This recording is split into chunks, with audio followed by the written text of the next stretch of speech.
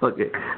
Sergio, tú me has hecho dos preguntas muy interesantes y voy a tratar de exponerlas de una forma simple. La primera pregunta que tú me dices es si la Pascua puede ser celebrada por circuncidados y no circuncidados. Se puede celebrar la Pascua, la otra era, si celebra, cuándo se celebra, un día antes, un día después, y lo que había escuchado acerca de este rabino que dice que 40 años antes, porque la luna salió o no salió, fue llena o no fue llena, le hicieron un día antes y había controversia entre los saduceos, y es por eso que Yeshua celebró las Pascuas un día antes. Todas esas historias son muy bonitas. Le mencioné que en el Talmud hay una historia acerca que 40 años antes de la destrucción del templo, el cordón que se amarraba o el listón que se amarraba en los cuernos del azazel no cambiaban de color, por lo tanto de rojo a blanco, y por lo tanto supuestamente los pecados de Israel no fueron perdonados. Todo eso son historias, y desde mi punto de vista personal, valga la redundancia,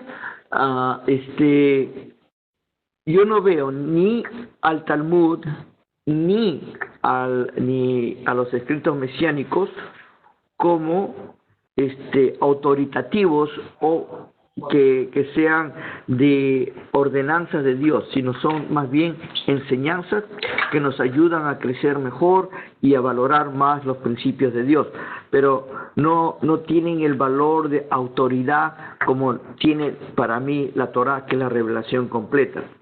Entonces, si tanto el Talmud y el Nuevo Testamento, lo que yo le llamo los escritos mesiánicos, me enseñan algo que es bueno, sublime, que me ayuda a tener mejor relación con el Eterno, yo estoy todo contento y deseoso de conseguir los ejemplos. Pero si ellos me dicen o me enseñan o me tratan de desviar por la revelación de la Torá, voy a constantemente seguir a la Torá y no seguir a estos otros libros. O sea que la autoridad está en la Torá, no en nuestros libros. Diciéndote sí, lo primero que tengo que hacer es un énfasis cuando me hacen esa pregunta. Generalmente los que me hacen esa pregunta son los cristianos o los que han tenido cierto bagaje del cristianismo, vienen del cristianismo. Y ahí es donde viene la gran confusión, porque hay una tendencia sincretista. ¿Qué se llama sincretismo? Sincretismo de amalgamar o de poner todo en un solo plato y revolverlo, ¿no? Y decir, todo está bien ahora porque ya lo hemos revuelto, ¿no? Una ensalada. Y no es así. Una cosa, solamente para aclarar aquí, una de las cosas que tenemos que apreciar es de que las enseñanzas que nosotros encontramos en los escritos mesiánicos son muy buenos y nos ayudan cuando se eleva el nombre de nuestro Creador.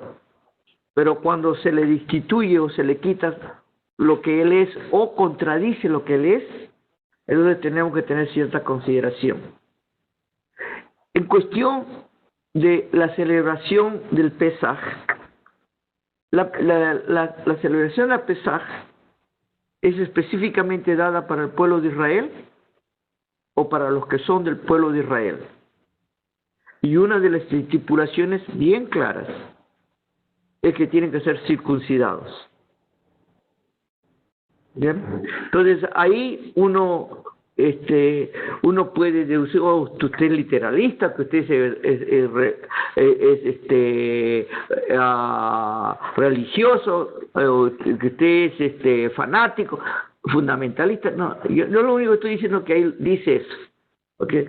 Pero lo que nuestro Mesías Yeshua hizo Él no celebró las Pascuas.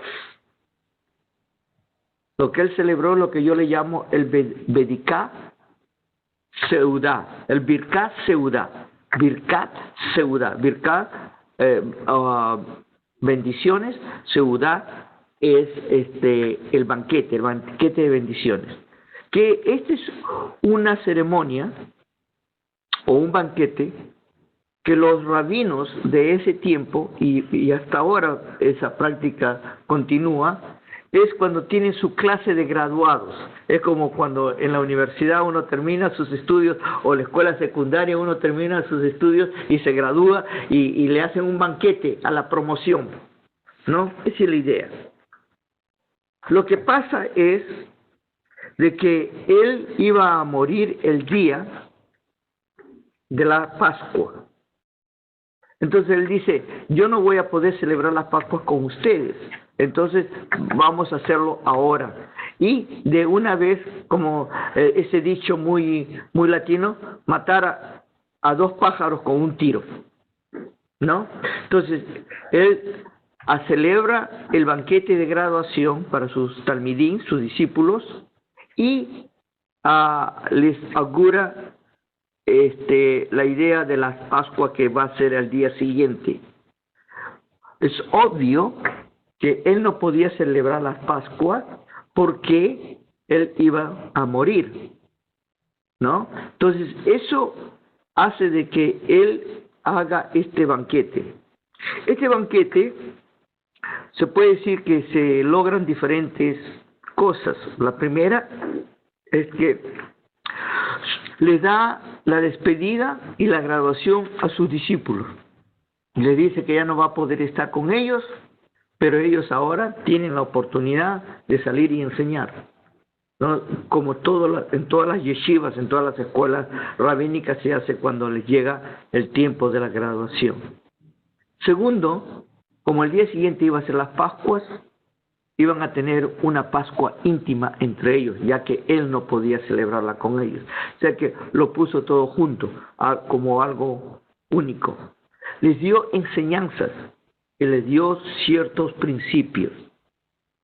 El problema es de que qué es lo que dijo y qué es lo que no dijo, la verdad que no sabemos exactamente. Pero muchas de las cosas que él enseñó y dejó fueron para alentar a sus discípulos y darles a ellos un tipo de enseñanza, muchas veces alegórica, para darles a ellos a entender el mensaje y el camino que ellos iban a tener. Entonces, tenemos que diferenciar el Birkat Seudá, que puede ser hecho por cualquier persona, siguiendo lo que nuestro Mesías Yeshua hizo con sus discípulos, y otra cosa es celebrar las Pascuas. Aquí en nuestra comunidad siempre hemos celebrado el Seudá Birkat y después las Pascuas las celebramos en la casa. El Seudá Birkat lo celebramos todos como comunidad y ahí no tengo que enviar a nadie a revisar si está circuncidado o no. ¿Te das cuenta? No tengo que chequear. Así que eso lo dejo por un lado. Y no tengo que preocuparme. Pero la Pascua, entre judíos, necesariamente tienen que ser circuncidados. Perdón, sí.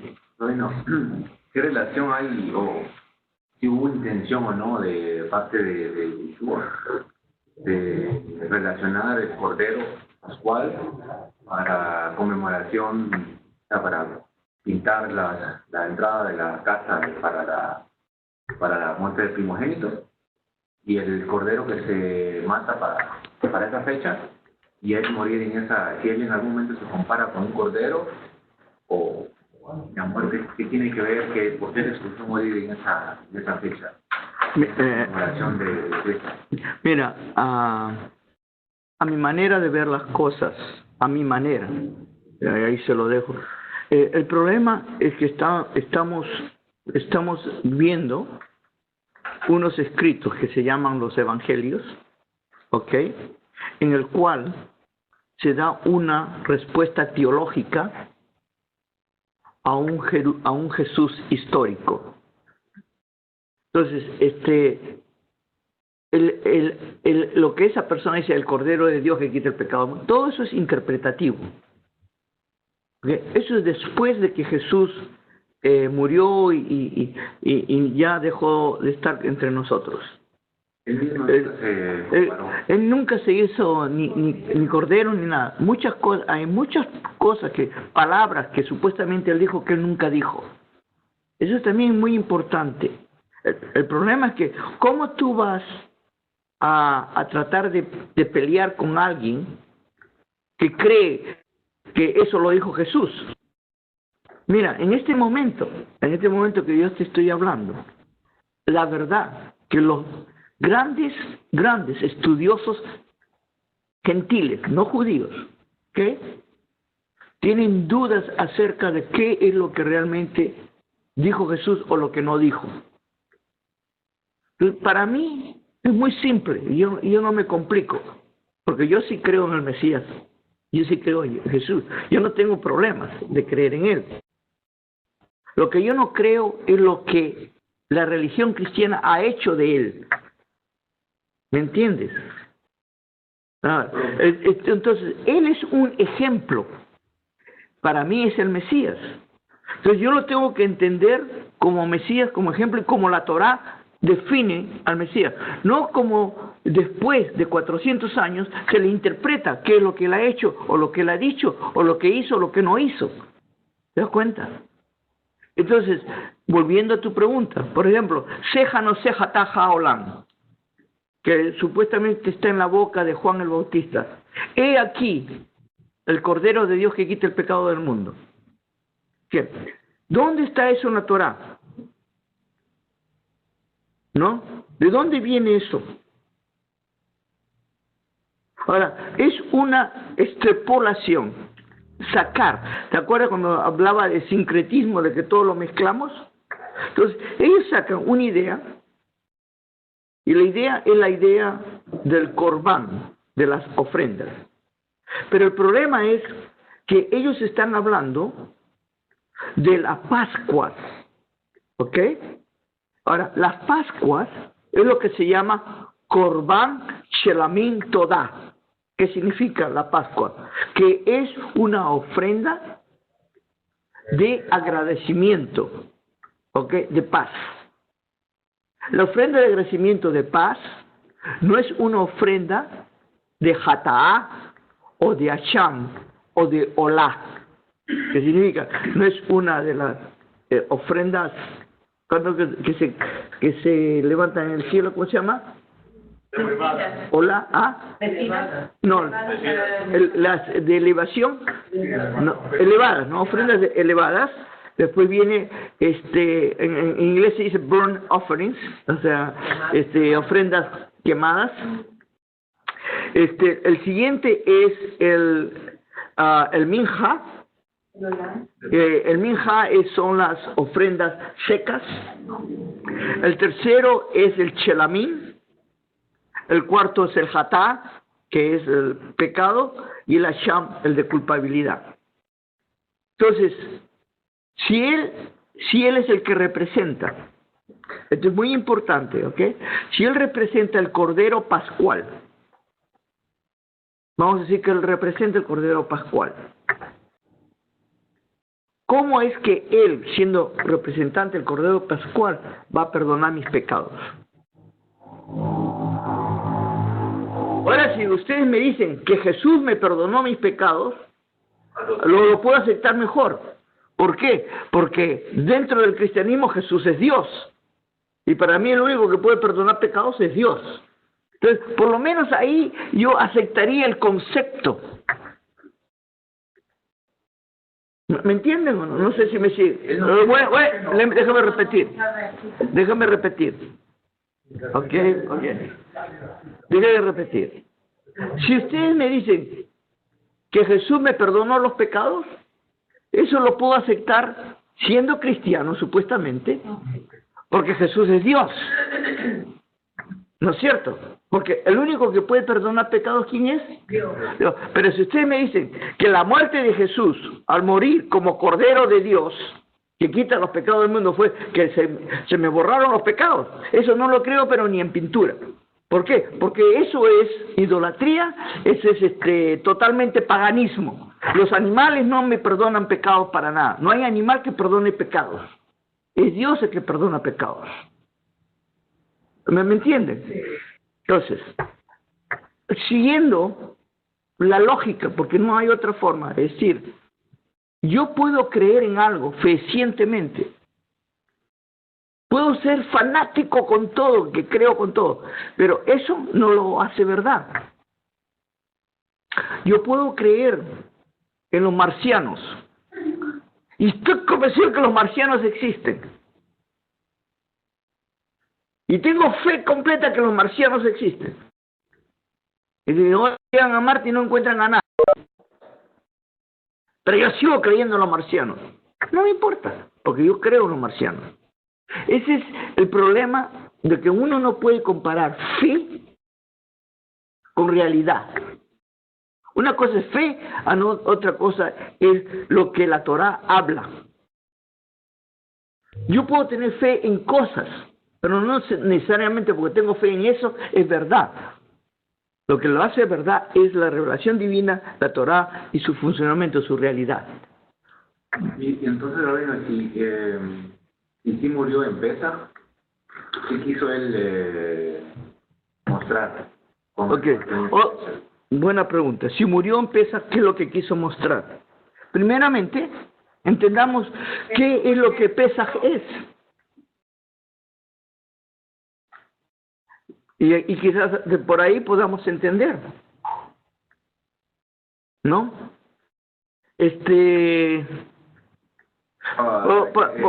Por si acaso, por si acaso, para decirte una cosa. Si realmente él quería demostrar que su muerte iba a perdonar los pecados, él debió morir en Yom Kippur. Y lo único que tenían que hacer era hacer un duplicado de él. Por un lado lo crucificaban a él y al otro lo dejaban ir corriendo, ¿no? Y tenían que hacer la hacer y tenían que hacer lo otro. Entonces, ese es el problema cuando tú usas figuras y tú las quieres forzar de que te muestren lo que... Eso es totalmente una interpretación teológica. Entonces, ¿tiene relación con la idea de busca la verdad y la verdad será libre? Sí. ¿Tiene relación entonces con la fecha de liberación de Israel de Egipto? Sí. La libertad. Sí. Como un mártir. Lo que es interesante aquí es, lo que tenemos que entender es, de que él vino, acuérdense de esto, ¿ok? Cuando él murió, ¿a quién les hablaba y a quién le iba dirigido su mensaje? Al pueblo de Israel. ¿Él dijo, estoy muriendo por todo el mundo? No. ¿O me están matando para que todo el universo entienda y sepa lo que soy yo? Él específicamente su mensaje fue para Israel. ¿Qué liberación necesitaba Israel? Aparte de la liberación de los romanos. Que si esa era la razón que él moría en Pascua y no liberó de los romanos, que es un gran farsante, ¿no es cierto? Entonces, ¿cuál fue la razón de su teológica? No, antes nos tenemos que liberar de la teología.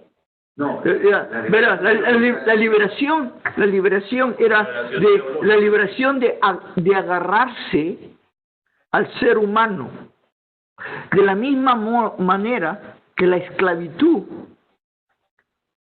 de los israelitas en Egipto, que estaban sometidos al faraón.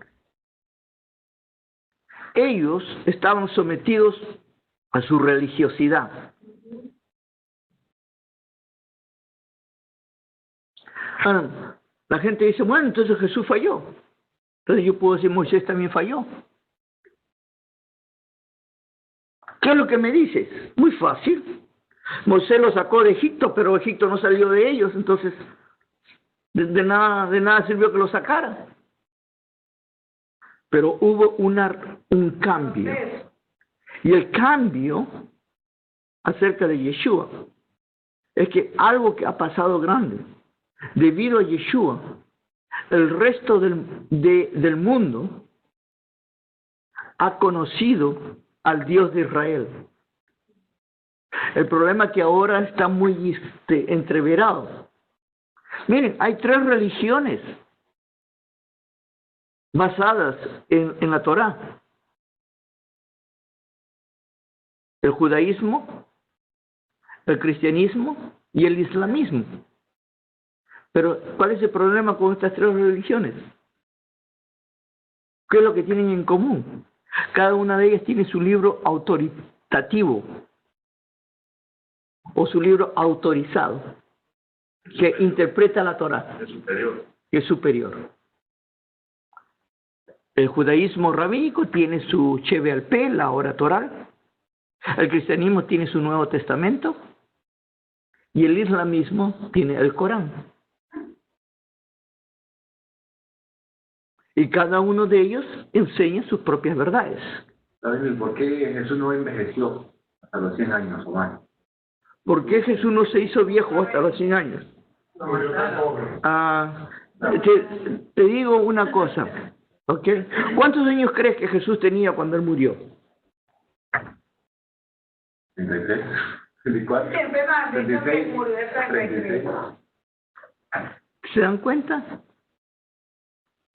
Mira, si somos aún en ese sentido un poquito críticos, Jesús tenía más de 37 o más de 37 años cuando murió. ¿Por qué? Además, pienso que, como dice, nuestros días están contados y su propósito era ese. Y hasta ese momento, para que Sí. ya había cumplido su propósito. Exacto.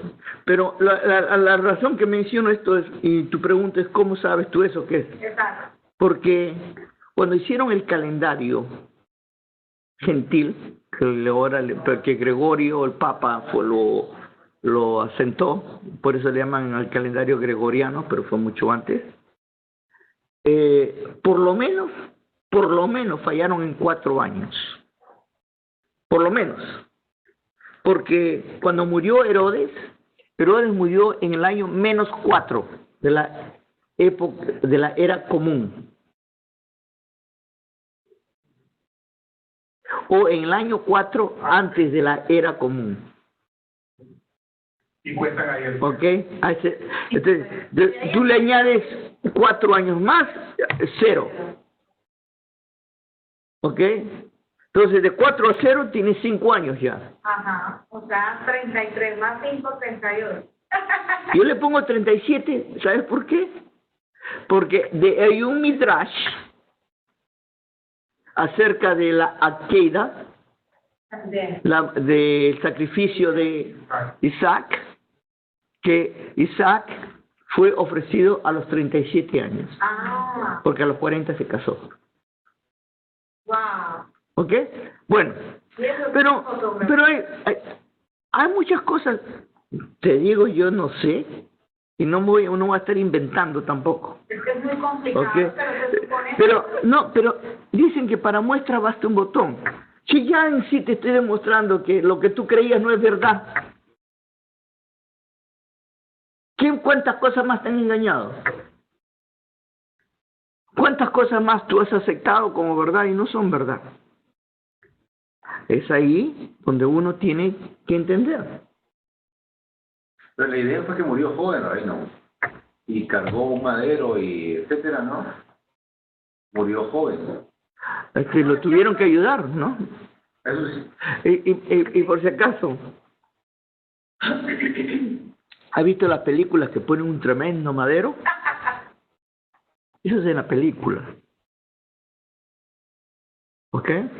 Pero según la administración romana, madero grande que va a durar más tiempo, ¿no? Lo que ellos cargaban era un madero así, transversal. Solamente para... Ya. El otro estaba allá. Exacto. El poste ya estaba puesto allá.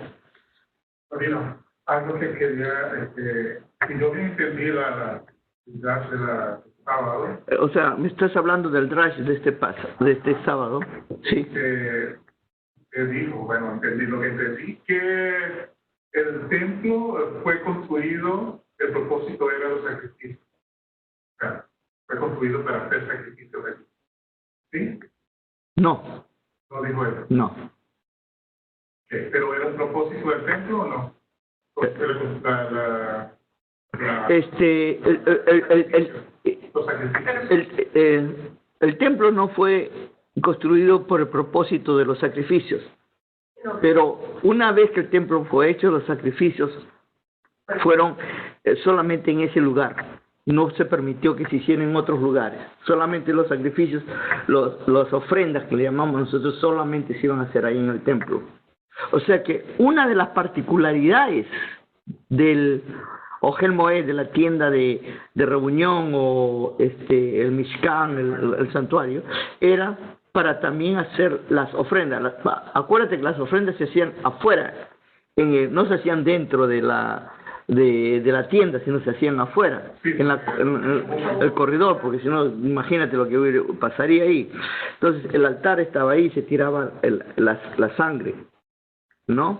Esa era parte del ritual, pero no era la razón de. Porque la razón era... La razón era para mostrarle a todo, que el Todopoderoso, el Creador, su presencia estaba con ellos. Porque, pero tiene relación en el sentido de que el Corbán nos acercaba, o es para acercarnos a Dios. Es verdad. Precisamente la presencia de Dios iba a estar porque nos iba a ya, déjame lo que dije, quizás no lo agarraste antes. Ajá. Pero lo que había dicho y había mencionado a Menahem Ben Yashar, que es un rabino que habla acerca, que es muy interesante, porque dice en Vayikra 1:2, dice que todo hombre dentro de nosotros entregue una ofrenda, ¿ok? Se entrega como ofrenda, o sea, el hombre se tiene que entregar como ofrenda, pero Dios nos da la posibilidad que en lugar que seamos nosotros mismos, ahora vamos a poner los animales. ¿Ok? ¿Por qué? Porque ya había habido el problema del Egel Mesahat, que era el ternero dorado. El pecado del ternero dorado había forzado a que el Eterno impusiera o dejara, si se puede poner mejor esa palabra, o se llegara a hacer las ofrendas. Porque desde un comienzo no iban a haber ofrendas. Ok, eso es lo que yo... ¿Ok? Tengo que hacer bien. Ya. ¿Ok? Sí. Cada vez que yo pienso en todas las ofrendas, comparado o a la vez en la fragilidad humana, es tan grande. Yo pienso que la cantidad de sacrificios que se hacían por día es desbordante, y que el trabajo de Aarón era inagotable, pues era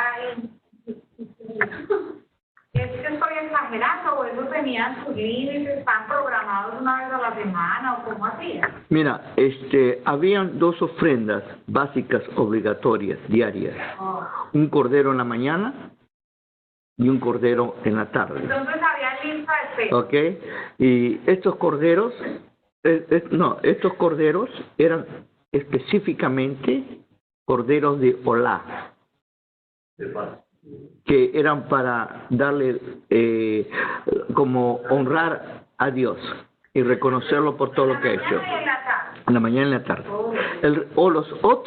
Los otros sacrificios eran voluntarios o dependiendo de si había personas que habían cometido pecado y estaban esperando hacer su teshuvá, se entregaban. Ahora, la parte buena es que todos los sacrificios, con excepción del olá, eran para comida. ¿Me entienden? Sí, no me tengo que hacer. Era para alimentar a los sacerdotes, a los levitas y al pueblo. A los sacerdotes les convenía que hubiera muchos pecadores, Comían rico. porque comían barbacoa todo el tiempo. ¿Te das cuenta? La tonelada que tengo que matar por día. A veces decían, hay algunos autores que decían que habían ríos de sangre, pero no necesariamente era todo el tiempo. Ramiro, los sacrificios que hacía Job cuando sus hijos hacían fiestas, banquetes, y ellos no tenían conciencia sino su padre, ¿tienen que ver con perdón o con justificar las malas acciones de sus hijos? Todo depende cómo lo veamos. Ciertamente Job hacía sacrificios de agradecimiento, sacrificios de adoración. En ese entonces el libro de Job se considera que es un libro pre-Torah. ¿Ok? O sea que muchos consideran que Job era contemporáneo de Abraham. Por otro lado, no sé si tú te has enterado de esto, pero Job no era judío, no era israelita. Lo que nos da también una pluralidad de la Torá. Porque mucha gente dice que el Dios de Israel es solamente Dios de los judíos, Dios de Israel, y no es así. Si ustedes comienzan a examinar la Torá, se van a encontrar muchas cosas que... Exacto. ¿No? Y no van a entender. El pueblo de Israel tenía ciertas restricciones para no ser igual al resto del mundo. ¿Por qué? Porque ellos tenían que cumplir un rol especial. Es como decir, solamente, ¿no? Las mujeres tienen un rol y los hombres tienen otro rol. Cuando el hombre y la mujer confunden sus roles, ¿qué pasa? Hay caos completo. Caos. ¿No? Caos. Como Ruth tampoco era judía, era hebrea. Exacto. Entonces, hay muchas cosas que a veces tomamos nosotros y después nos acordamos, no, verdad, esto no es así. Pero sí, dime. No había entendido yo, la idea de accionar y traer voluntariamente un animal, y poner su mano sobre la cabeza y arreglar o acercarse a Dios por medio de eso. Los hijos de Job no hacían eso. Era su padre que lo hacía por ellos. ¿Era válido o no era válido? Job representa a los sacerdotes arónicos. O sea, la idea. Tenemos que hacer una analogía aquí. Entonces, ¿qué hacen los sacerdotes, los arónicos? Ponen las manos en los animales, representación de todo el pueblo de Israel. Lo mismo, son sus hijos. Cuando se ponía el primer, vas a verlo ahora en los capítulos 7 y 8, en este segundo parashá de Sab, que es específicamente acerca de los sacrificios que tienen que hacerse para los sacerdotes. El primer sacrificio es de Jatá, que tiene que hacer Aarón por sus propios pecados. Podríamos decir que era una costumbre, ¿no?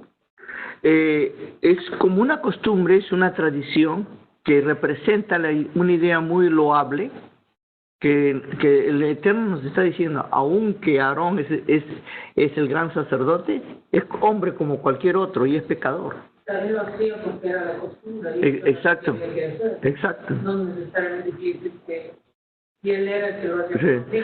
Por ejemplo, una vez leí un artículo que dijo que Jesús nunca fue al templo porque él no tenía que ofrecer sacrificio por sus pecados, porque él no era pecador. ¿Dónde dice eso en la palabra? Esa es una invención teológica. Porque yo he creado la idea que Jesús no cometió pecado y por lo tanto como Jesús no cometió pecado, él no tiene que hacer ofrenda. Después dicen que una vez que Jesús murió ya no los sacrificios terminaron, ya no había necesidad de hacer sacrificios. Pablo, nuestro rabino Shaul, mucho después de la muerte del Mesías, cuando lo llaman a Jerusalén y le dicen que es mejor que haga un sacrificio por estos nazarenos porque van a creer que está rompiendo la palabra de Dios o la Torá. ¿Qué es lo que hace? Va al templo y compra y hace sacrificios. ¿Para qué hace sacrificios si dice que ya no hay necesidad de hacer sacrificios? Es decir, para que ustedes vean las contradicciones que hay entre lo que se dice y lo que es. Pero nadie lo examina de esa forma. ¿Te das cuenta? Los pasamos por encima, o como somos cristianos, eso ya no sirve, ya pasó de moda. No. Tenemos que ser lógicos y tenemos que hacer las cosas como son. Yo no quiero defender a una religión ni a otra, pero sí lo que quiero que sepan es, no digan una cosa que no es. Eso es lo que no me quepa a mí en mi cabeza, de que cuántas personas hablan porque tienen boca, no por lo que la palabra del Señor dice. Por escrito en el hecho me imagino que está como, no sé si está oyendo o qué. Pobre Lencho siempre tiene problemas. Lo que pasa es que él me dice, dígale al rabino que mi banda es muy corta. No, pero la banda no tiene nada que hacer con sonido. Yo le digo, yo empecé a hablar en chino, no sé qué significa eso. Pero me dice, el problema es que a veces yo les oigo, pero les oigo como entrecortados.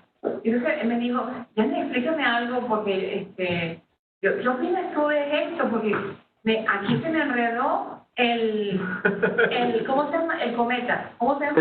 Te voy a decir, ok.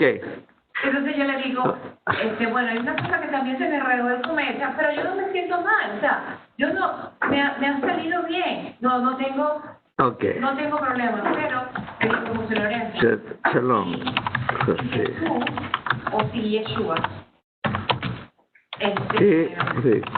era Dios. ¿Por qué murió? Entonces Dios puede morir. Salga. Y entonces, sí, pero es que también él era hombre. Ok, si también era hombre, también murió. Ok, perfecto. ¿Y qué pasó? Porque si supuestamente para el cristianismo Jesús es como decir el camino hacia Dios, es como la vía hacia Dios, el camino.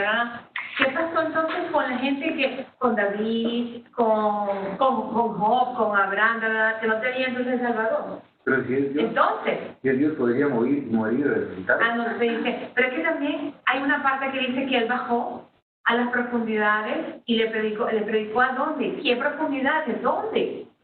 O sea, también hay que ver, hay que ser lógico y decir como, ok, él murió, entonces fue para abajo, pero fue para abajo ¿dónde? 3 metros bajo tierra. Y así comenzamos a hablar. Sergio, y su participación de ustedes. Uno de los puntos que uno tiene que aclarar para poder mejorar nuestro entendimiento es de que una cosa es lo que la Torá dice, otra cosa es las doctrinas teológicas que se han desarrollado, ¿no? Y no necesariamente las doctrinas teológicas son verdades, son doctrinas, son enseñanzas de hombres, interpretaciones humanas, ideas de hombres que se han puesto allí para que las personas las acepten. Por ejemplo, si uno dice, no, si tú crees, solamente por decirles, en la doctrina cristiana se tiene la doctrina de la Trinidad. Hasta los teólogos cristianos más grandes, más honestos, más fundamentalistas, te van a decir que la doctrina de la Trinidad es una doctrina creada. Pero ellos dicen, no ha sido creada, sino que ha sido dada por Dios y que nosotros la hemos sacado de su palabra. ¿Se dan cuenta? Cuando dicen, le hemos sacado de su palabra, ¿qué significa? Le hemos interpretado, ¿no? Pero eso es lo que nosotros le llamamos eisegesis. O sea, yo tengo una idea en mi cabeza y digo, ¿ves? Esto es lo que las escrituras dicen. Entonces, yo pongo mi idea en las escrituras. ¿Okay? Lo que uno tiene que hacer es lo opuesto, tiene que ser exégesis, que significa sacar de lo que la palabra del Eterno dice, no ponerle a la palabra del Señor lo que dice. Y eso, muchas de las cosas, eso han hecho con Yeshua. Le han puesto palabras en la boca que él nunca dijo. Yo pienso que hace un poquito estaba ya tratado cuando estaba hablando. De hecho, de que Jesús nunca dejó un diario, ¿no? Exacto. Porque todos los evangelios son gente que caminó con él. Fueron interpretados y fueron traducidos. Por si acaso, eso no es correcto. Perdóname que te corrija, Está bien. ¿ok? Sí. Pero los que escribieron los evangelios... Todavía no termina. Perdona. Las personas que estuvieron con él, Sí, ellos no escribieron ni siquiera de él. exacto. Escribieron fueron muchísimos años Después. Están hablando por ejemplo, de los apóstoles, pero los apóstoles mismos no escribieron De nada. alumnos de los apóstoles, alumnos de los apóstoles. Entonces, para mí, algo que me llama mucho la atención, Sí. y ahorita estoy pensando Sí, como más cierto. claro puedo Sí. expresarlo, es el hecho de que, por ejemplo, si Jesús mismo no tomó la atención en él, dejando algo escrito por él, diciendo yo esto y esto, yo pienso que para mí eso muestra más su humildad. O sea, porque él no quería, yo creo que él no quiere poner los ojos de nadie sobre él. Sin embargo, hemos crecido, yo he crecido con la idea de todo lo que ha venido saliendo de terceras y cuartas generaciones, o mucho más avanzadas, aún de los que estaban caminando con él.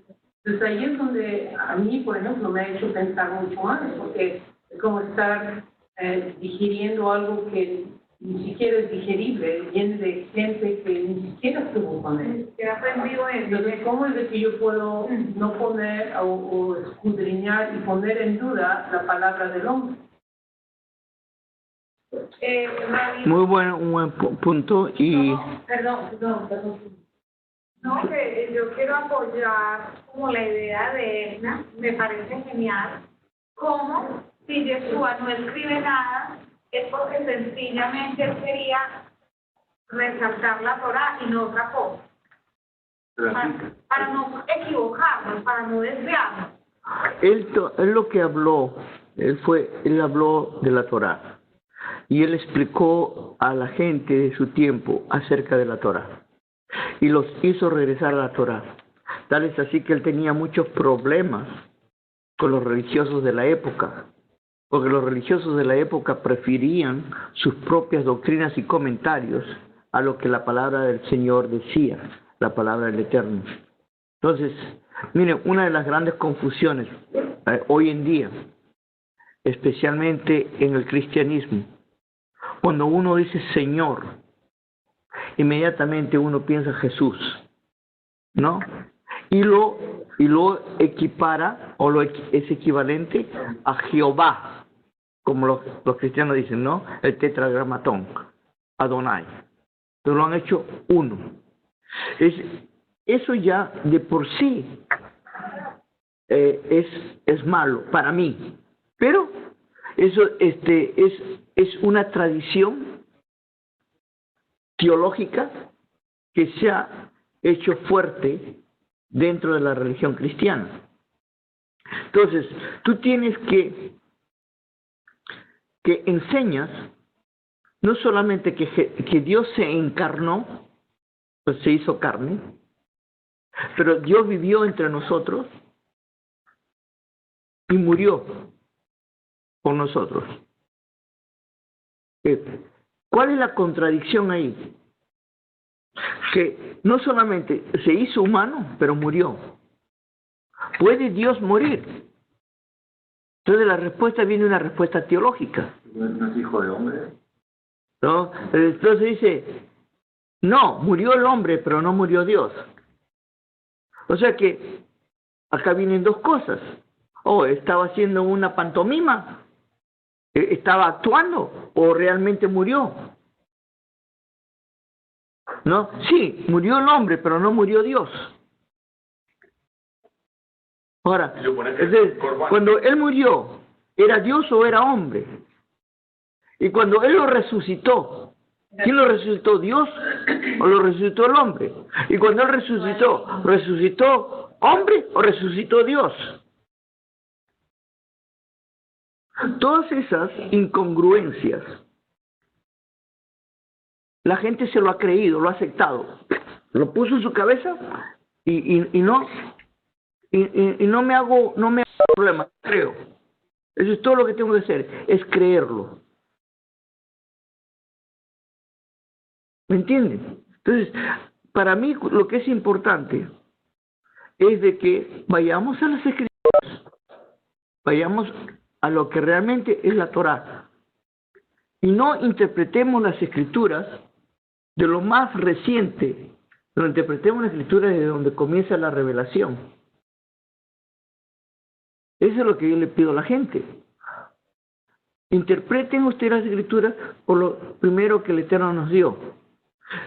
Hablé la semana pasada que en hermenéutica, que es una parte de la teología cristiana de la interpretación bíblica, uno de los principios de hermenéutica o interpretación bíblica dice que Dios no se puede contradecir a sí mismo. Pero yo siempre hago esta pregunta. Si Dios te dice en una parte, el Eterno te dice en una parte, no hagas esto, y después al final dice, hazlo, Es una contradicción. ¿a quién de los dos lados crees? Uno de los ejemplos que puse, solamente como muestra, dije, el Eterno le hace una advertencia al pueblo de Israel. Por favor, no sigan el ejemplo de los cananitas.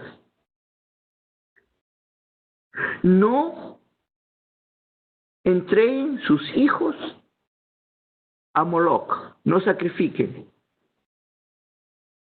Pero espérense, el único que puede hacer eso soy yo. Yo voy a entregar a mi hijo y lo voy a sacrificar. Pero no solamente no mi hijo, soy yo mismo. Ok. Para mí eso es ya una actitud esquizofrénica. Si uno quiere creer en eso, estamos en un mundo libre, uno puede creer en lo que uno quiera. Hay gente que ha muerto por eso. Porque cuando uno entra en un fanatismo, entra en una idea, y eso tiene que ser, ¿quién soy yo para quitársela? El único que puede aclarar eso es nuestro Eterno. Ahora, doy gracias al Eterno. Y este es un principio que enseño constantemente. Lo que nosotros le llamamos la salvación del Eterno no tiene nada que hacer con credos ni doctrinas. La salvación que el Eterno nos da, lo que nos dice, que nos cubre y nos lleva, es nuestra relación con Él. Y nuestra relación con Él se identifica con la relación con los otros seres humanos que tenemos alrededor. ¿No? Yeshua dice, ¿no? Ama a Dios con todo tu corazón, con todo tu ser, con toda tu alma. ¿No? ¿Por qué no dice, ama a Dios a todo y ámame a mí como a ti mismo? Porque yo soy el que te salvo. ¿Se dan cuenta cómo es de que después se va agregando doctrinas humanas? ¿Y qué pasa cuando uno agrega doctrinas humanas? Comienza a crecer la contradicción, el conflicto. Entonces, ¿qué pasa cuando tú tienes contradicciones o conflictos? Tratas de explicar. De una mentira. Y cuando tú tratas de explicar un enredo o una mentira o lo que sea, ¿qué es lo que pasa? Al final, uno llega a confundirse o a hacerla peor. Entonces, volvamos siempre.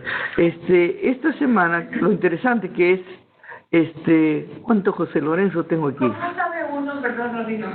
Usted estaba explicándole algo el día, dice, no todo lo que está escrito ahí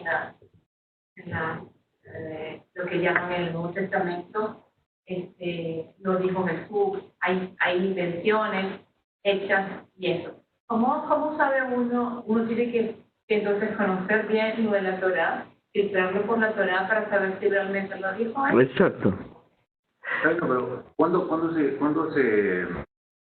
no se permitió más o cuando la gente dejó de hacer sacrificios individuales? ¿Puede repetirme nuevamente ¿Cuándo se detuvo de practicar la costumbre de sacrificar animales? ¿Cuándo se obtuvo Se detuvo. o se detuvo? Los animales se terminaron, los sacrificios de animales se terminaron cuando se destruyó el templo. Pero ¿quién dijo que tenían que ser en el templo después? ¿Dios? Dijo, fue Moisés. Que tenía que ser. En la Torá dice claramente que solamente se puede hacer los sacrificios en los lugares indicados por el Eterno, que es el Pero Mishkan. anteriormente al templo se podían hacer el campo.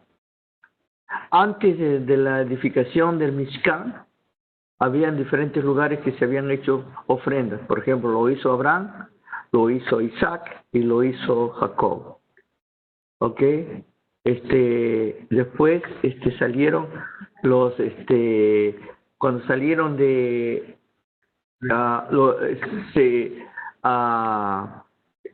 el Cordero Pascual se hizo en Egipto.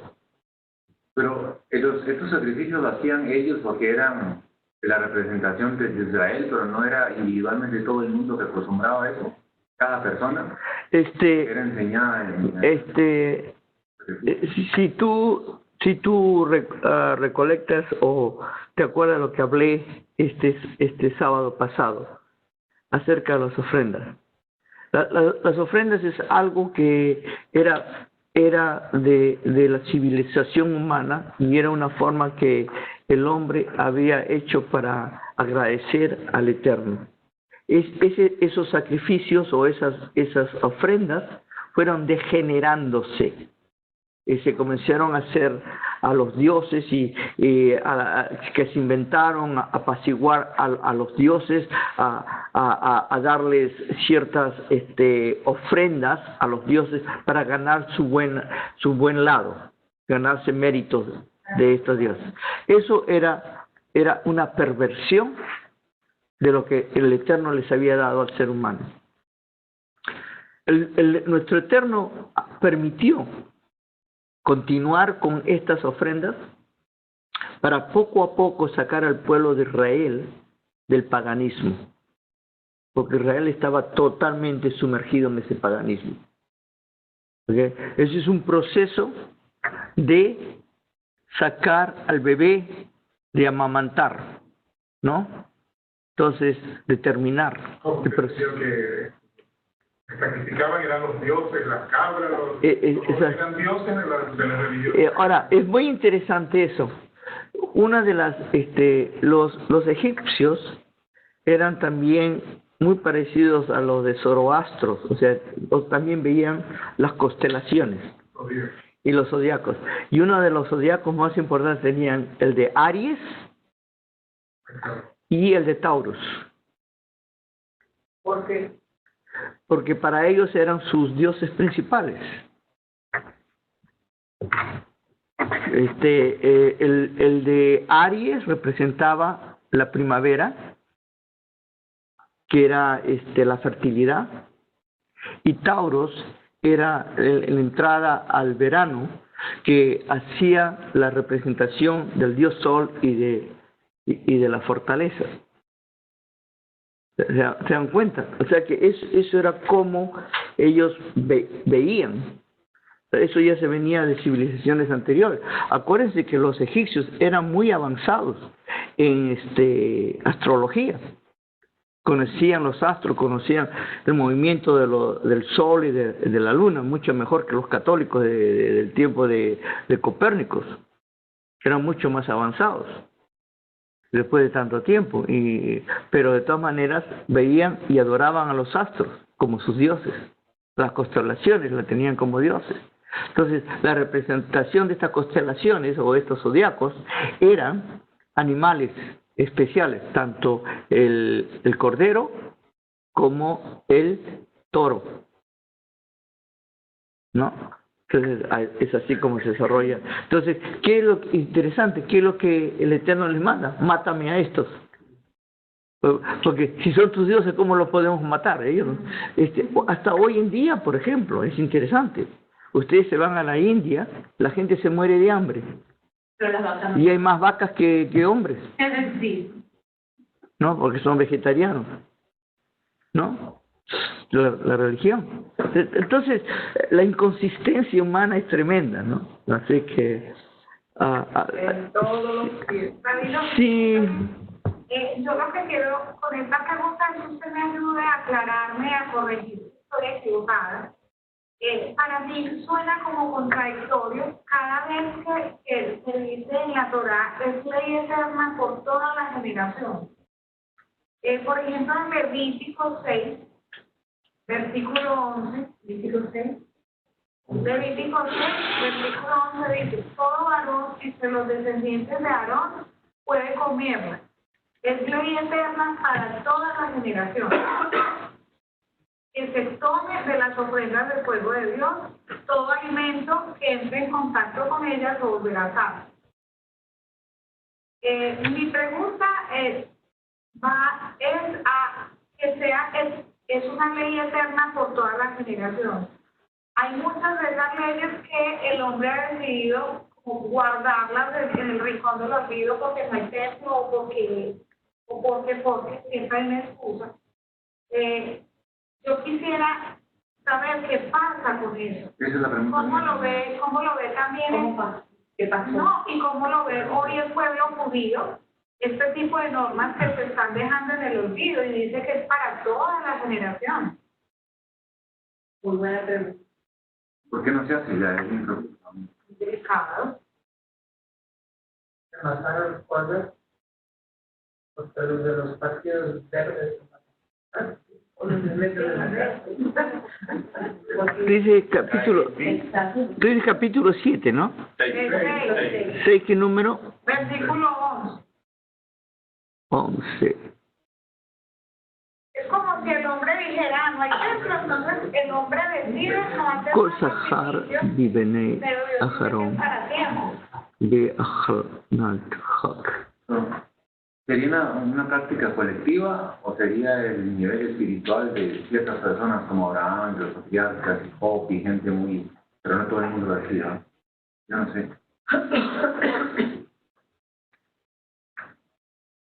Se daban cuenta, Gabino, que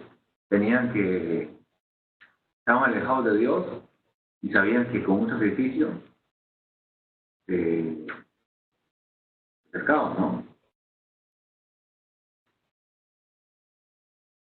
El problema que tengo aquí es que tengo la numeración hebrea es diferente a la numeración ok. Kol Sahar Bibene Aharon y Ahalna Hok Olam y Doroteigen. Y será una ordenanza Hok Olam. A todas las Olam significa no significa, ese es el problema del malentendimiento del hebreo. Que significa que es para todos, ¿ok? Y Olam universal puede ser, Olam, pero es para todo el pueblo de Israel lo va a hacer. No todo el tiempo. No todo el tiempo. Sino todo el mundo. Todo el mundo. ¿Ok? Entonces, y uno le da la interpretación que es para siempre, eternamente. ¿Te das cuenta? Pero a veces significa para siempre. Depende del contexto. ¿Ok? Pero en este caso, aun cuando se diga para siempre, lo que se entiende es en todas estas generaciones. ¿Qué es lo que significa aquí? Que hay un proceso de un tiempo que estas cosas se van a hacer. Por ejemplo, vamos a decir, por ejemplo, que ahora que ya no tenemos templo, entonces Dios es un mentiroso. Exactamente. Pues perdónenme, pero es que suena... ¿Cómo si ya no tenemos tiempo y este sacrificio va a ser para todas las generaciones? Entonces, uno que tiene que entender, primero que le está hablando a la generación de Israel que está en el desierto y que ellos lo van a llevar a la tierra prometida. Muchos de nuestros sabios nos enseñan o nos dicen de que solamente esto se debe hacer en la tierra prometida, en Israel. Por ejemplo, hasta celebrar las Pascuas, ya que se me está preguntando, las Pascuas solamente se pueden celebrar en Israel. ¿Ok? Celebrarla fuera de Israel es contrario. Pero acá viene la contradicción. La primera Pascua se celebró en Egipto. Oh, ¿Se dan cuenta? Entonces, interpretaciones pueden haber muchas. Pero ¿qué es lo que realmente el Eterno nos está enseñando? O sea, mientras haya ciertas cosas juntas, se tiene que celebrar. Ahora nosotros lo hacemos por recordatorio, ¿ok? Es un recuerdo, ¿ok? Es un sajor, es un recordatorio o en memoria de, como Yescor. Es también como la Pascua, que es un día, está escrito, bueno, el primer día de...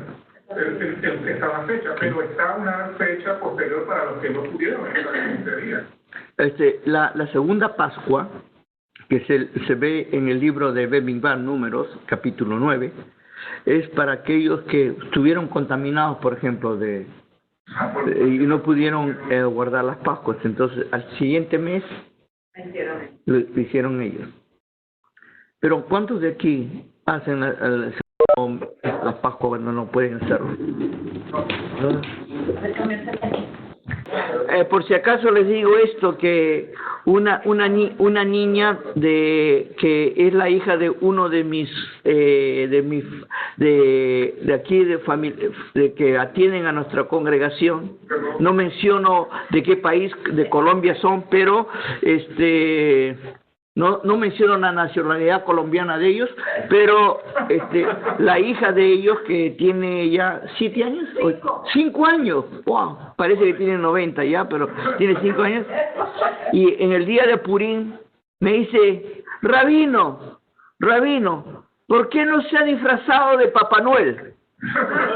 Así que, para que vean ustedes, por eso que tengo cara de bueno, les digo, ¿no? Porque me quieren disfrazar de Papá Noel, así que... ¿Dijo Santa Claus? Oh, en México, de Santa Claus. Okay, ahora se ríen. Ay, que estos mexicanos. Okay. Sí, dime. Cuando esto de Mashiach, ¿cuál es entonces la razón del propósito de él morir en Pesach? Buena pregunta. ¿Cuál es el propósito y la razón del Mashiach de morir en Pesach? Vamos a ponerlo de este punto de vista. ¿Okay? Si yo les digo que él murió en Pesach porque lo mataron en Pesach, porque lo pudieron matar cualquier otro día, no, eso no me conviene, porque no me satisface la respuesta, porque él murió como Cordero Pascual, ¿no? Y según lo que dice los evangelios, que murió entre las horas, como se dice al comienzo de están sacando de ahí del concepto pascual del capítulo 12 de Shemó, del libro de Éxodos. Entonces, no de ahí, pero porque el Cordero Pascual ahí fue muerto a medianoche, si se acuerdan, pero después, más tarde, vamos a verlo más tarde en Levíticos, en Vayikra, capítulo 23, cuando habla acerca de cuándo se debe hacer este sacrificio, ¿no? O esta ofrenda. ¿Qué es la primera, la razón o por qué murió en las Pascuas? ¿Qué es el mensaje que él estaba dando a su pueblo? Eso es muy importante entender. ¿Cuál es el mensaje que nuestro Mesías estaba enviándole a su pueblo? acérquese a la verdad. ¿Ok? Porque es importante entender esto. Nosotros, después de 400 años, después de un tiempo, lo que nosotros hacemos es alargar y dar una respuesta teológica. ¿Ok? Y decimos: él murió por esto y por esto y por esto y por esto. La pregunta es esta: si él murió por esto, por esto y por esto y por esto, Entonces, ¿cómo nosotros podemos compararlo con con el Festival Pascual? Y no hay comparación. Entonces, porque si decimos que ha muerto por los pecados, debemos decir que ¿por qué murió en las Pascuas? ¿Por qué no murió en Yom Kippur? Que sería lo más lógico, ¿no? ¿Era que Dios necesitaba un sacrificio humano? Que no le gustan los sacrificios humanos. ¿Y que él dice que no hay que hacer un sacrificio humano? ¿Es que los sacrificios quitan el pecado? ¿Se dan cuenta? Todo eso es una deducción teológica. Entonces, pero ¿qué vemos la figura de Pesaj? Estábamos hablando aquí con Elías, ¿no? Que es la idea de liberación.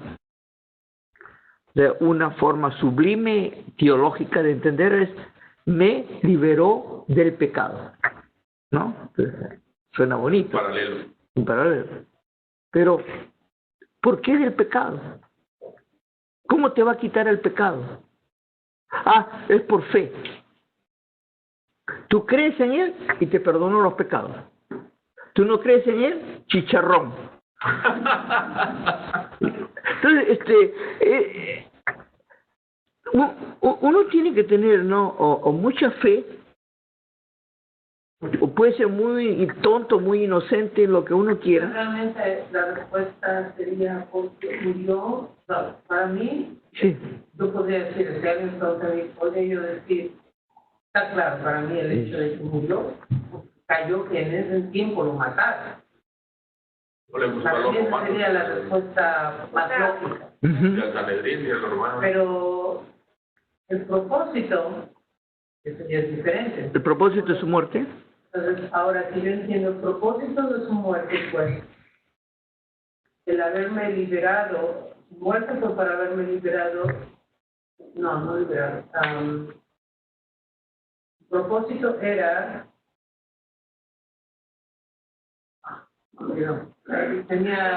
no, está bueno, estás yendo al meollo del asunto. ¿Ok? El propósito del Mesías era de darnos la oportunidad de sacarnos la venda de los ojos.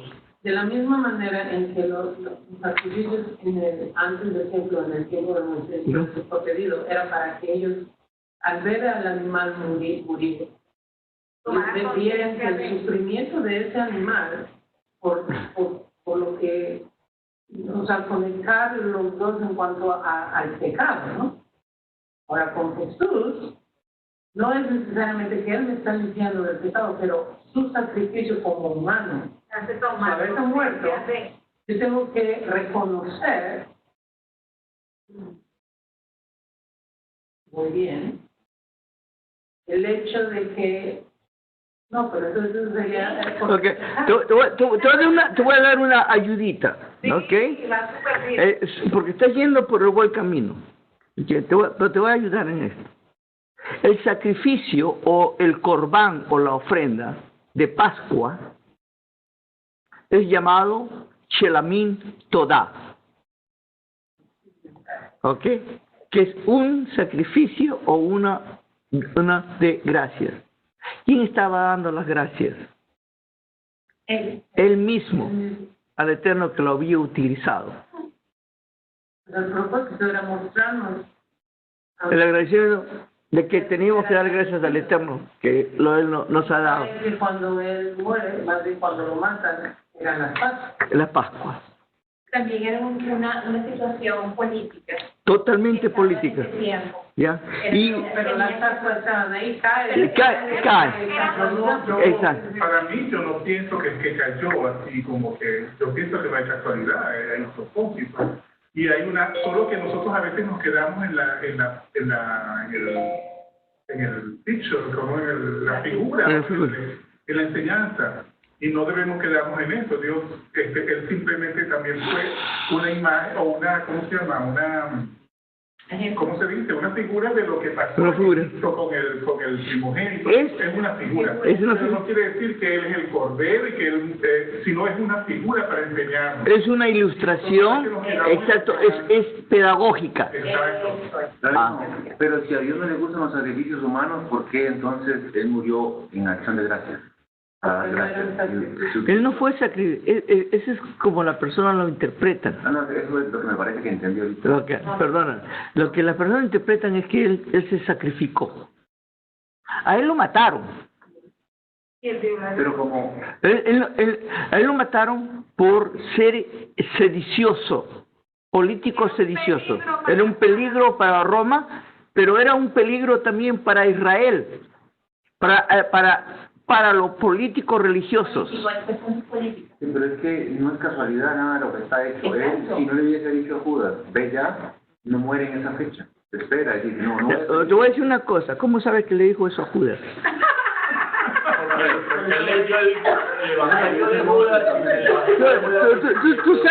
Tú sabes que yo te puedo leer el Evangelio de Judas, que no está canonizado, que dice todo lo contrario. Okay. Ese es el problema cuando yo escojo lo que me conviene y quito lo que no me conviene. Pero según la tradición se dice que... Según la tradición. Estaban celebrando el Birkat Seudá, sí. Y le dijo que el que come de pan de la mesa conmigo, el que mete el pan en la... ¿Dónde está? Bueno, el Nuevo Testamento. Porque están sacando del Salmo que el que comió conmigo me traicionó. Sí. Hay una... y hay palabras que no fueron... Okay. ¿Sabes lo que pasa? Que se ha hecho después del hecho, se ha construido cosas. Pero es lo que se cree hoy día. Él, ¿cómo fue? Entonces Judas no lo traicionó. Yo no sé si lo traicionó o no lo traicionó. Lo único que sí sé es esto. En mi manera de entender, yo siempre he defendido a Judas por si acaso. Equivocado, pero lo hizo con un deseo. Judas era un sicario, era un celote. ¿Ok? Él pertenecía Jesús tuvo varios discípulos, talmidín. Habían unos que eran pescadores, otros que eran coleccionadores de dinero, otros eran religiosos, lo que sea. Judas era uno de los freedom fighters, era de luchador por la independencia, de un rebelde.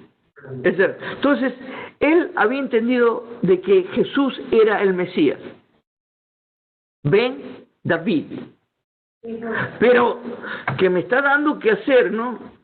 Que hay que besar, que al enemigo, oye, déjate de pavadas, le dice, ¿no? Estoy hablando ya como argentino. Déjate de tonterías, ¿no?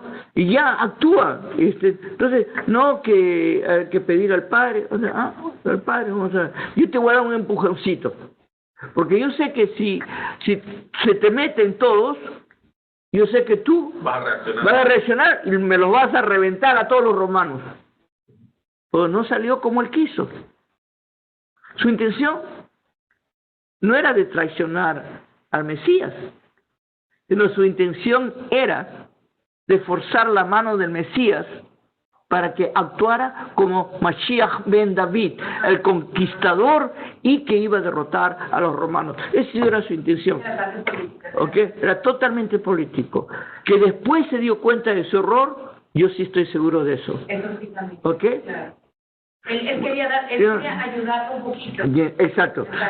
Mira, muchos de mi pueblo, del pueblo de Israel, hacen a veces burlas de Yeshua, porque ellos han escuchado lo que los cristianos dicen de Jesucristo. ¿Ok? Pero cuando ellos se dan cuenta del gran rabino maestro y se dan cuenta de su calidad de ser humano, se rinden ante él y tienen que reconocer que es el judío más grande que ha existido. Judío más grande que ha existido. El problema es que en el cristianismo se les obliga a decir no es judío, sino es Dios. ¿Se dan cuenta? Ahí es donde viene el problema. Se ha vendido una imagen Se ha vendido una imagen totalmente pagana. Pero, Rabino, la idea era que él pudo haber evitado no morir en Pesaj, pero quiso morir en Pesaj. ¿Cuál es la idea? Pero un mensaje. pero también lo Mira, él se puso, ya, mira, él se pudo correr, él se pudo esconder. Claro. ¿Ok? Él, dicen ahí en los evangelios, que una vez una multitud trató de agarrarlo y él se escapó. Claro. ¿Ok? O sea que él se podía escapar. O sea que él hizo de su muerte un mensaje. Claro, eso es evidente. ¿Ok? ¿Y cuál es y esa es la pregunta de Lilia, de la razón de la muerte de Yeshua en Pesaj? ¿Ok? ¿Cuál es la razón? Entonces te digo, veamos el mensaje de Pesaj. Entonces la primera pregunta que yo les hago a ustedes, no sin ser caprichosos ni tratar de engañarles o tratar de agarrarlos, sino digo, ¿qué es lo que Pesaj enseña? Porque él quiere dar un mensaje en Pesaj. Porque hasta el punto de vista, miren, aun si nosotros quisiéramos decir que Yeshua es un Korban Hatak, ¿ok? Que significa una ofrenda de pecado, el perdón del pecado. La ofrenda de Hatak solamente era para los pecados no intencionales. El cristianismo te dice que esa ofrenda fue para todos los pecados, no importa grande y chiquito. ¿No? Y ya de ahí hay una contradicción. Segundo, el sacrificio se tenía que hacer en el templo. Y ahí no estaba en fe. Y la sangre de Hatá se tenía que rociar en el altar. No, la cruz fue el altar. Ya ustedes se dan cuenta cómo la interpretación teológica saca de quicio a la realidad histórica. Entonces, ¿en quién creen ustedes? ¿En la realidad histórica o creen en la realidad teológica? Ahí donde viene el problema de que si yo acepto o no acepto. Pero una cosa sí sé, Dios es misericordioso, Dios es omnipotente, Dios nos ama y Dios nos envía a sus profetas y nos ha enviado al Mesías. ¿Para qué? Para llevarnos de regreso a Él, a la Torah. La razón de Yeshua es de regresarnos a la presencia del Eterno, tener relación con el Eterno. Una primera libertad física y una segunda libertad espiritual. Ambos, todo completo. Realmente presenta esta para cada persona. Para cada persona, individualmente. Salir de la esclavitud Tú. y llegar y buscar la Torah. La Torah. La Torah. Mientras uno sea esclavo, no tiene capacidad de decidir. Exacto. Pero también es como, si uno piensa que el Yeshua murió y que por el perdón de nuestros pecados, entonces es como creer que en el tiempo de cuando los egipcios cuando iban a morir los primogénitos, era el cordero, la sangre la que salvaba a los primogénitos. Exacto, Y no era Dios. exacto. Es lo mismo. O sea, ¿alguien más? Ok. Pero, Rabino, no sé, es difícil, y yo entiendo también, por ejemplo, el sábado una muchacha me dijo, ay, yo no entiendo, esto aquí bueno, es que tengo que entenderlo como espiritual. Le dije, ¿sabes qué? No, ya no le des tantas vueltas, porque yo creo, por sobre todas las cosas, el mismo Dios de paz es el que te va a llevar a todo esto, sin estar esforzándote. No es lo que tú pienses, no es tu esfuerzo, porque por esfuerzo humanos nos cansamos y no llegamos a nada. Simplemente es algo, mantenernos, bueno, el mismo Dios de paz me enseña a mí, me ayuda a entender. Amén. Está pasando ahorita, ¿verdad? Sergio, ¿tienes algo que añadir, preguntar o darnos a nosotros entender algo? Sí, ahora la pregunta es esta. En el Birkat Seudá, Sí. el vino que representa verdaderamente la sangre de Yeshua, entonces se toma sangre o no se toma sangre o no hay que beberla, o si hay que beberla o qué hay que hacerle ahí. Esa es la gran duda que tengo.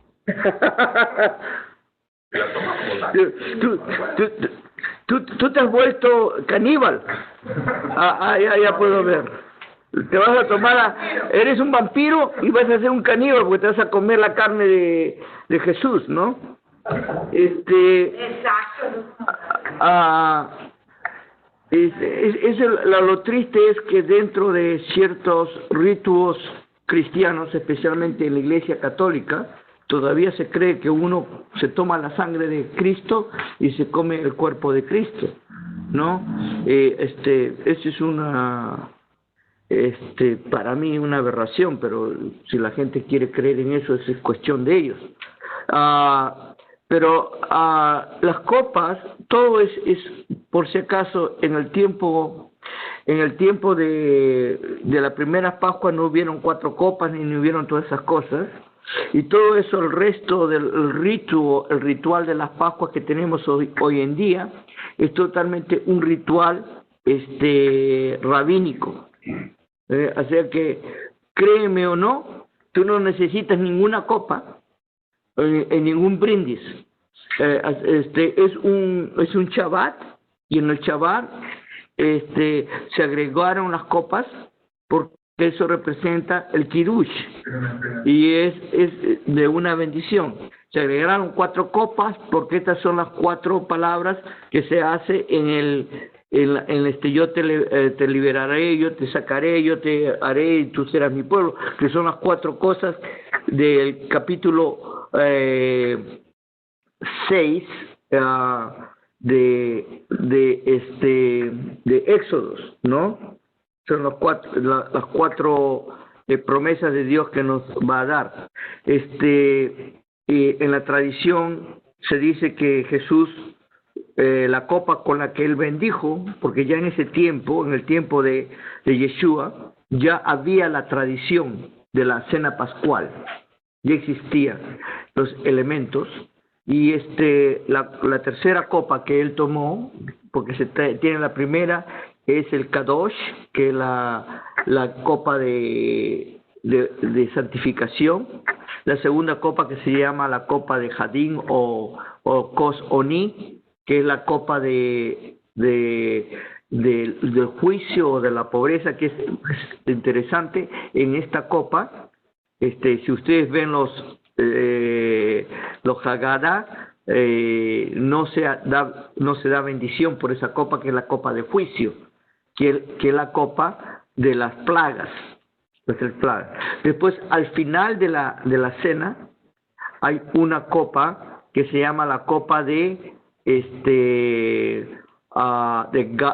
Kos Gaal, que es la copa de la redención. Esta es la copa que supuestamente Jesús dice: esta es mi sangre que es dada por ustedes, y cuando ustedes la tomen están tomándome a mí, y este es mi cuerpo, el maxo, que es dado por mí. Muchos dicen que él no comió maxo, sino lo que él comió fue pan regular, porque fue el día anterior a la Pascua. Ahí hay una tremenda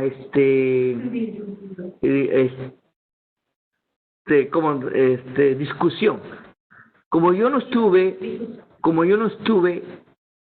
ese día, en ese momento, no lo vi, no lo pude grabar, así que no les puedo decir cómo lo hizo, pero una de las cosas que es interesante es el mensaje que lleva, ¿no? Lo que él está diciendo, si supuestamente estas son sus palabras de él que se han pregonado. No, lo que él está diciendo es: estamos haciendo estamos volviendo una nueva alianza, un nuevo pacto que Dios nos está dando. Esto está hablando acerca ya de lo que Jeremías hablaba, ¿no? En el capítulo 31 al 33, que es no nuevo, sino renovación. Y esa es la parte del problema de muchas personas cuando leen traducciones que nos llevan a la confusión. El Hadesh significa renovar, rehacer, renovarlo, rehacerlo, ¿no? No significa hacer algo totalmente nuevo, sino significa renovarlo. Y es lo que le está diciendo al pueblo es de que se acuerden de él, que es lo que les vino a traer y les vino a enseñar y a dar. La última copa, que es la copa del Hillel, o el de Halel, la copa de aleluya que se llama, que es interesante, según lo que la Torá, lo que los evangelios nos dicen, es de que él solamente tomó la tercera copa, ya la cuarta no se ve si la tomó o no la tomó. La mayoría dice que no la tomó porque él dijo, cuando tomó esa copa, dijo, esta es la última copa que voy a tomar con ustedes hasta que regrese. Todas esas cosas son muy lindas y se ha creado una gran historia, ¿no? Y para mí lo más importante es que dentro de la tradición judía rabínica hay 4 copas y cada copa tiene un significado, y que nuestro Mesías nos da nuevo entendimiento, nuevo sabor a este mensaje, este mensaje de esperanza y de renovación, un mensaje de regresar a nuestro Dios, porque hemos estado siendo... Es una tradición bonita porque te acerca a Dios más. Es de acercarnos. Y es celebrar la liberación.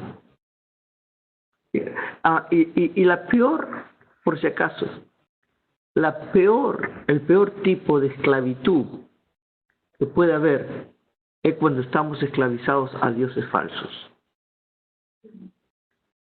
Como yo quisiera que cada vez que se celebra Semana Santa, el pueblo cristiano sea liberado exacto, ¿okay? Que sea liberado.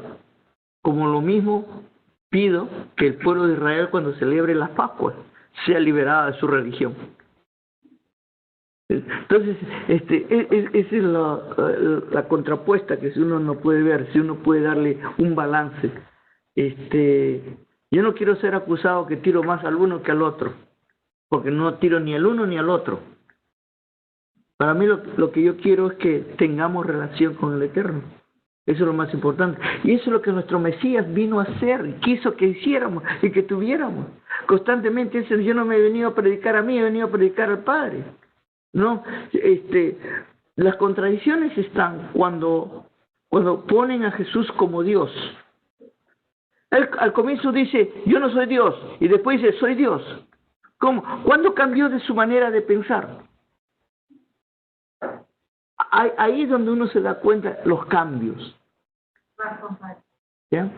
Y uno tiene que entender que tiene que haber algo allí más que solo el hecho de hablar acerca de un Jesús histórico, sino que estamos hablando ya de un Jesús teológico, un Jesús que se ha hecho con el tiempo, que se ha creado, y se le ha quitado su humanidad, y ahora se le ha endiosado. Sí, señor. Me pregunto, y bueno, voy a lanzar la pregunta. Con cuidado. Lance la pregunta.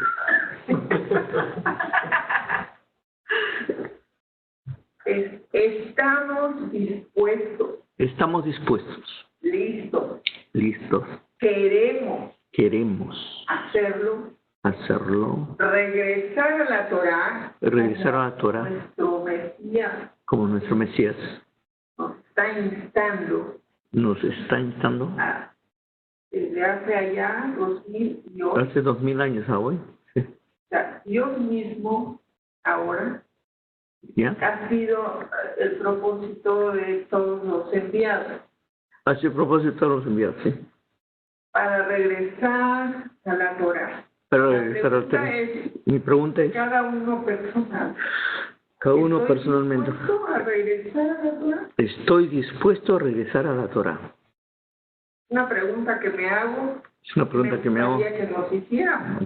Es muy buena y es muy correcta. Porque yo siempre he dicho esto, me gusta su pregunta, Estela, por esta razón. La Torah no es un conjunto de reglas y regulaciones. La Torah es un modo de vida y relación con el Eterno. Esa es la idea acerca de tener a un Creador, a un Todopoderoso que nos habla personalmente. Gracias por eso. Por Exacto. revelarte hoy, el mismo ayer, Exacto. hoy. Y lo que la gente busca con religión no lo puede obtener a menos que tenga una relación con Él directa. Y muchas veces hacemos ritos, hacemos cosas creyendo que de esa forma vamos a estar más cerca de Él, cuando la verdad es que Él nos quiere a nosotros, como usted había leído ahí en ese salmo tan lindo, examina nuestro corazón y conócenos por dentro. Él conoce nuestros pensamientos desde el momento que hemos nacido, sabe, tan escrito, sabe todo nuestro caminar. ¿Qué más queremos nosotros? Exacto. Por si acaso Estela me ha leído mi salmo favorito, ya sabe usted. Y, lo mencioné en el mensaje que mandó hoy de lo del terrorismo. Sí. Bueno, no nada más es de ustedes, de todos los que... Quiere decir que este golpe que me llevé la semana pasada estaba escrito también con el martillo. Sí. Una cosa es creer en el Creador, y otra cosa es creerle a mi Creador. Yo le creo. Amén. Eso es lo más, me gusta eso. Una cosa es creerle a Él, otra es creerle al Creador. Amén por eso. Pero sí. La gente que no va a querer por su propia cuenta buscar a Dios también es bueno y también es voluntad de Dios. En otras palabras, también para probar la honestidad y la fidelidad del que dice creer, ¿no? Entonces, como él hizo la maldad también, bueno, yo va a haber me gente entretengo en eso, no quiero entretenerme. Va a haber, aunque no queramos, va a haber gente que va a ir contra corriente y puede ser también para probar nuestra lealtad a Dios. Pero, Rabino, sí. Esta es una pregunta y, bueno, una observación, ¿no? Sí. Y la otra es que a la fin y al cabo el grupo que seguía a Yeshua se asimiló dentro del mundo judío. Digo yo, no quedó una... Mira, digamos, a las bases al judaísmo, mira, una de las cosas muy eran judíos. Okay.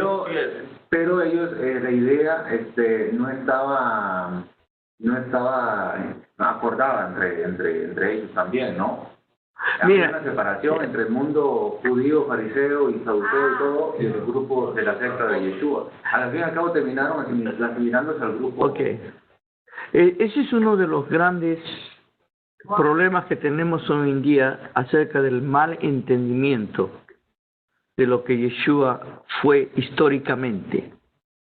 Se cree que Yeshua era un rabino o era un personaje totalmente independiente de los otros grupos y que él era solo y tenía su propio forma de pensar. Él era fariseo. A la gente no le gusta que le digan eso. La razón que sabemos que era fariseo es porque allí en los escritos le dicen que los mismos fariseos lo llaman a él rabino. Si un fariseo lo va a llamar rabino, tiene que ser parte de su grupo, si no, no lo llamaría rabino.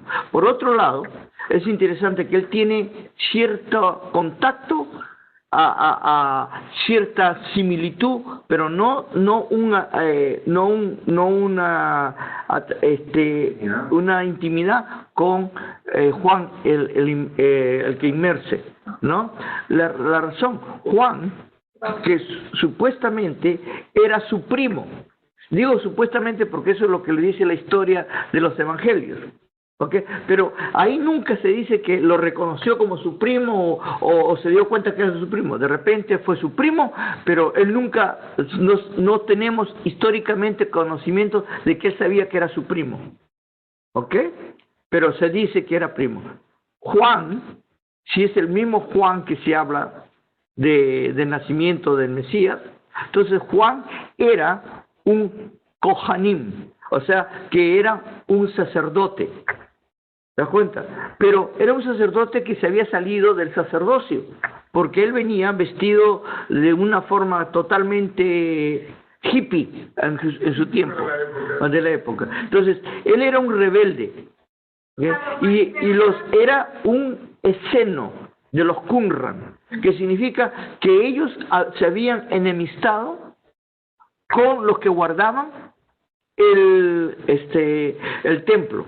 ¿Quiénes eran los templos? Llamado el partido de los saduceos, de seguidores de Sadoc. ¿Ok? Estos, el sacerdocio en ese tiempo supuestamente era de la línea de Aarón, pero se había pervertido a tal punto que en el tiempo de Yeshua, muchos de los grandes sacerdotes ni siquiera eran de la línea de Sadoc o de la línea de Aarón, sino que compraban el puesto. Y al que se lo compraban era a los romanos. Los romanos tenían ahora el derecho de nombrar tetrarcas, de nombrar sacerdotes, de nombrar... Entonces, pero como ellos lo que necesitaban era el templo, ¿se dan cuenta? Y esta gente tenía que seguir las órdenes. Y eran los fariseos los que les indicaban a ellos qué es lo que deberían y qué no deberían de ser. Y había un choque entre ellos. Por otro lado, Juan el Bautista, siendo sacerdote, como ha renunciado a su sacerdocio, los escenos dicen, el templo de Jerusalén ya no es templo de Dios, ya no necesitamos el templo. Jesús, por otro lado, dice todo lo contrario. Yeshua dice, sigue siendo el templo del Señor, tal es así que se ofende cuando ven a los mercaderes ahí haciendo dinero no llamarás a la casa de mi padre casa de rateros, ¿no? Entonces, ahí donde tú te vas a dar cuenta de las contradicciones, ¿ok?, históricas que existe acerca de Yeshua. Y hay totalmente una confusión de qué es y qué no es. Entonces, históricamente muchas veces no se sabe qué fue o lo que no fue. Una cosa que sí sabemos era de que él era aceptado por el pueblo de Israel como rabino. ¿Okay? ¿Qué significa ser rabino? Que era un maestro. Ahora, que si lo aceptaban bien o mal, eso es otra cosa. Pero no le quitaban su posición de rabino. Entonces, ¿qué es lo que pasa? Sus enseñanzas son revolucionarias, pero no son revolucionarias contra Roma. Son revolucionarias contra el séquito de religiones que había en ese momento. Ellos se habían dividido su territorio. Justamente lo que se hace hoy en día con las religiones. La religión judía te dice, no me saques a mis judíos. La religión cristiana es, no me saques a los cristianos. Y los musulmanes, no me saques a mis musulmanes. Porque si me los sacas, te mato, ¿no? Y entre nosotros nos peleamos, queremos convertir el uno al otro. Entonces, ellos estaban haciendo lo mismo, ¿no? ¿Por qué? Porque la gente significaba dinero. Pero ellos son los diferentes grupos de judíos. De diferentes grupos judíos. Cada uno de ellos se peleaba entre ellos. Porque era cuestión económica, financiera. Hoy en día la religión es lo mismo. Es cuestión financiera. Entonces, yo quiero tu dinero. ¿Te das cuenta? Yo quiero que tú me des, yo te quiero a ti no porque te quiero ayudar, yo te quiero a ti porque tú me tienes que dar. ¿Se dan cuenta de la diferencia, no? Entonces, las religiones se vuelven negocios. Hoy en día lo vemos. Más triste en nuestros propios países latinoamericanos. Hay una aberración de religiones. ¿Han escuchado esa religión que se llama la religión de universal? Que viene de Brasil, que ahora se ha esparcido en toda Latinoamérica, que te da un trapito que te salva, te da un vasito de agua que te lo tomas y te sanas, y la gente le da dinero. Que en Sao Paulo acaban de construir un templo idéntico al templo de Israel, el modelo, una réplica. Para que vean el dinero que tienen. En Argentina, en Buenos Aires, compraron uno de los cinemas más grandes y famosos en la calle, ¿cómo se llama? Florida, y es algo increíble. En México han construido un templo tremendísimo, grandísimo, en la Ciudad de México. Tiene que ir a verlo, por si acaso. Pues ya fue.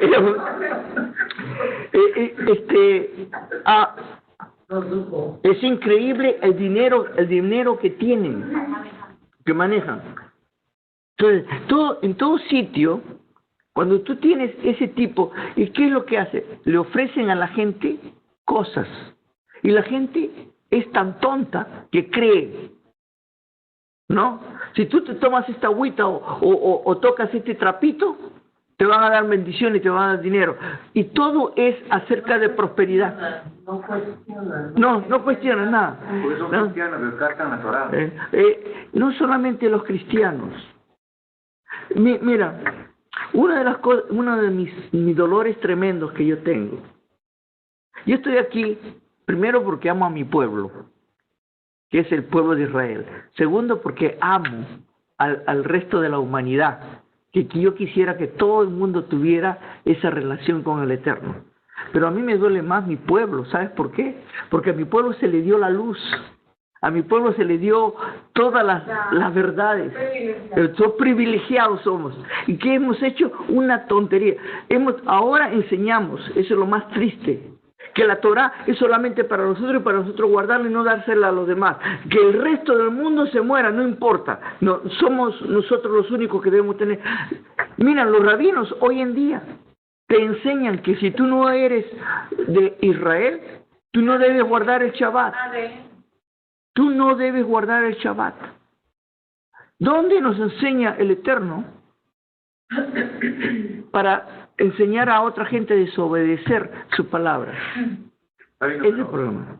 Si la gente se interesara más y los buscara, y aún aguantando el desprecio y las críticas, al fin y al cabo la tercera o cuarta generación es reconocido, ¿no? Si las masas buscaran a Israel para conocer al Dios de Israel, tarde o temprano se aceptaría la idea de que el mundo entero venga colectivamente a Israel, ¿no? Tarde o temprano, pero la gente no se interesa. Ahí no, y yendo a la primera pregunta, a la fin y al cabo, uno puede ver la religión católica, el desarrollo de la religión católica desde hace 2000 años, y ahí está la línea. Igual con el judaísmo, y no se mezclan, y ahí está la línea, y siguen sus enseñanzas de la Torá, y por otro lado, las enseñanzas de Constantino, en la Iglesia Católica. ¿El grupo mesiánico dónde está? ¿Por qué no existió una línea con una diferente manera de ver? Es lo que yo digo, la idea mía fue que se asimiló al judaísmo contemporáneo de ese tiempo, y después se desapareció. Y está ahí dentro de Israel, pienso yo, porque no creo que se haya asimilado a la Iglesia Católica ni a Constantino. Pero es una buena pregunta. Mira, podemos desarrollarlo ya pronto, porque ya se acaba, pero déjame leerte esta porción que cuando me estabas hablando me vino, y espero que sea de ayuda para todos nosotros. Este es Isaías 56. ¿Ok? Así dijo el Señor: guardad derecho y haced justicia, porque cercana está mi salvación para venir y mi justicia para manifestarse. Bienaventurado el hombre que esto hiciere, y el Hijo del hombre que esto abrazare, que guarde el Shabbat de no profanarlo y que guarde su mano de hacer todo mal. Y el hijo del extranjero, allegado al Señor, no hable diciendo, apartaráme totalmente del Señor de su pueblo, ni diga el eunuco, he aquí que yo soy un árbol seco. ¿Qué es lo que está diciendo aquí? Mira, el eunuco era considerado lo más bajo que hay, y el extranjero era considerado como desecho. Y le dice, tú ya como extranjero no vas a poder decir que yo te he echado y tú como eunuco te he detestado, todo lo contrario. Y miren lo que dice, porque así dijo el Señor a los eunucos, que guardaré mis sábados y escogieran lo que yo quiero y abrazaré mi pacto. Yo les daré lugar en mi casa. ¿Ok?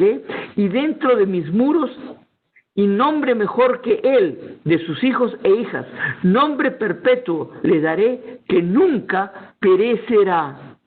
Y a los hijos de los extranjeros que se allegaren al Señor para ministrarles y que amaren el nombre del Señor para sus siervos, a todos los que guardaren el sábado de profanarlo y abrazaren mi pacto, yo los llevaré al monte de mi santidad y los recrearé en mi casa de oración.